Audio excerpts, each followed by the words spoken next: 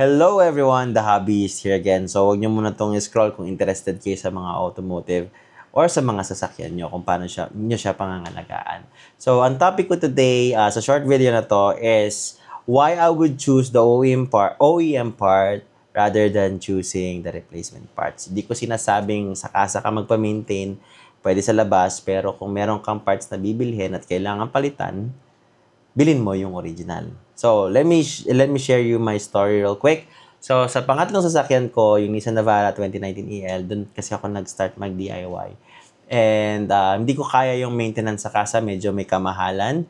Nagtitipid, nag-uumpisa pa lang din ako sa trabaho, sa career, at saka sa business ko. Siyempre, sa pamilya din, alam ko, naiintindihan ko yung pagtitipid.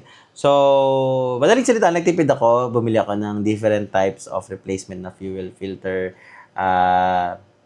hindi ko nasasabihin yung brand, pero long story short, nasira yung fuel injectors ko, and that cost me 39,800 plus 37, parang ganun yung figure niya. So let's say 40,000 per injector, and apat yon set yon binibili.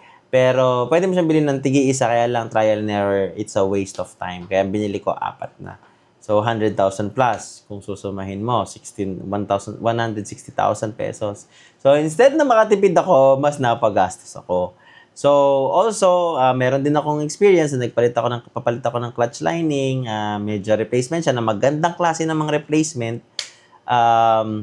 Pero produce na siya nung hindi na manufacturing ng mismong dealer.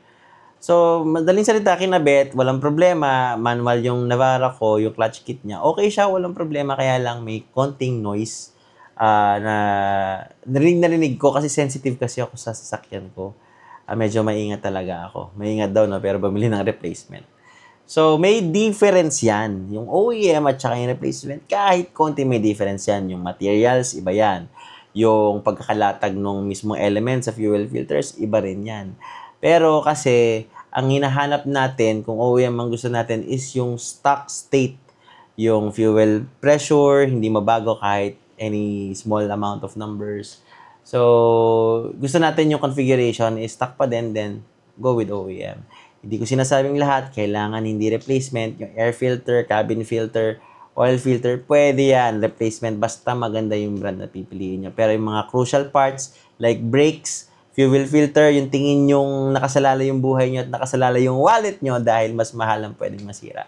Then, please refrain from purchasing those replacement items. Yun lang. Sana nakatulong, and please don't forget to like, share, and subscribe.